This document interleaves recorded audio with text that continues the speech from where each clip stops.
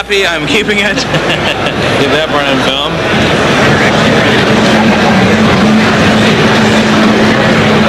Hey, Vic. Thanks for letting me borrow the $2. Hi, I'm Larry Snowdy. I'm back at the Chicago Comicon. I am standing here with Aaron from The Adventures of Aaron. Aaron, tell us a little bit about yourself. How were you like growing up? How did you get into the comics field, actually? Well, what I was like growing up, I think, is a lot different than how I got in the comics field. I think I was a pretty normal kid growing up, but I just drew all the time. Instead of getting into sports and cars and stuff like that normal guys do, I got into drawing more. And so I started the Adventures of Aaron comic strip about 4 years ago when I was about 19 or 20 years old. And it just took off in the newspapers on a local level. And I got into 3 other newspapers, still under a self-syndication run. You know, I was approaching the newspapers myself and got them interested in the strip. And it wasn't until this past year that Tribune Media Services decided to syndicate the strip, so you'll see it nationwide now.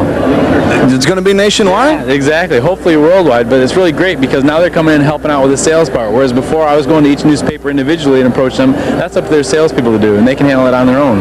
Okay. A lot of people don't know this, and I need to know how you got to this, but you also had a musical based on your comic book. Right. How did this come about? Okay. We've been doing the comic strips for about 3 years at that point, and a friend of mine who was a playwright for a local theater group decided it'd be cool to make all these characters come to life on a 90-minute live-action stage show. So what he did was he wrote up the script for it, and I went through and double-checked everything looked right and that kind of thing. We produced the show, and it went on for, I think, 16 weekends. Over 700 people got in to see it just in Kalamazoo alone. They moved it over to Battle Creek, sold out 3 more shows there, and now they're looking for some location in Detroit to run it. Meanwhile, that went on so good that we're deciding to do our own Christmas show. So this December you'll see at the State Theater in Kalamazoo, Michigan, seating 3,000 people, the first Adventures of Aaron Christmas Spectacular. So that's where it started with the musical, and that took off so well. That's what kind of gave us the confidence to go into the comic books. And what we have here is the issue number 2. And this is the Babysitter Gone Bad series. The first one, you remember, was attacked by my pregnant sister. Right. Aaron barely escaped by that situation, and now he's in tougher problems because he's lost his hat. Somebody took his hat. He's watching his sister's kid while she's mysteriously disappeared, and it turns out that everybody thinks Aaron's kidnapped the kid, and they found his hat at a local bank that just got busted for $50,000. So now he's set up and framed, and you know that takes on the whole next 3 issues. Good God, you got a lot going on there. I know that you've got a lot to say, but go ahead, calm down. You don't have to speak so fast. You know, we're here for you, dude. But also, tell us a little bit about the CD active comic book that we have here. Okay, the CD-ROM program is the first issue, The Attack by My Pregnant Sister. Right. And what we've done is we've colorized all the pages, we've scanned in all the images, so you get the full 32-page comic book, complete with extra information.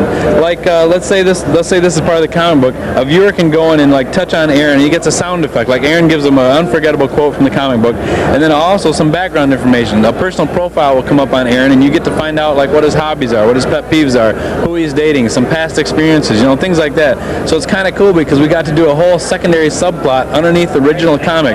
Like there's a servant girl in the first comic that all through the comic just appears to her top because she's a native. You know, she's a native of a Hawaiian island. She walks around with no shirt on. She has a lathe around her neck and a grass skirt. So now we got to develop a plot. Why does she always go around with no shirt on? You know, what is the point of that? Well, it was kind of fun because we got to set all that stuff up now. So in other words, you have more plots inside the CD-ROM than you did the comic because you had more things to play with. Right. The comic book is probably about 1/8 of what the CD-ROM has. It's got music, it's got the personal profiles, it even has photos of the real people I based the characters on, like my mom and dad and my sister and all that kind of stuff. Letters from readers, editorials, a whole bunch of different stuff in there. Okay, so now you've got this going on, we've got the shirts, we have the clocks, you've got a mannequin here. Yeah, that's Michelle, a full-size sculpture. Okay, so basically you've become a huckster, like I said before, but you're still cool. That's the main thing, man. Thank you. What is next for Aaron? I mean, what's next for your company? I mean, you've got the CD-ROM, you've got the musical, you've got the Christmas special. What's next?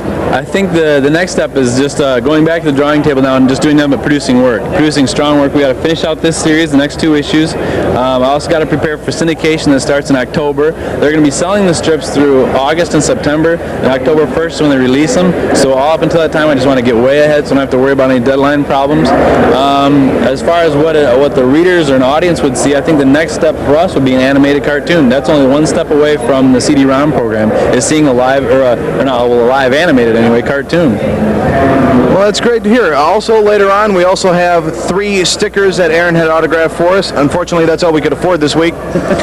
Limited budget, guys. You got to write in. But he has autographed them, and we'll be holding a raffle for that later on. Aaron, we really appreciate your time again this year because we interviewed you last year. It was great. appreciate everything, and hopefully we'll see you back next year. Okay, fantastic. I love it. Thanks a lot, guys. Larry Snuddy will be right back with another interview. Bye.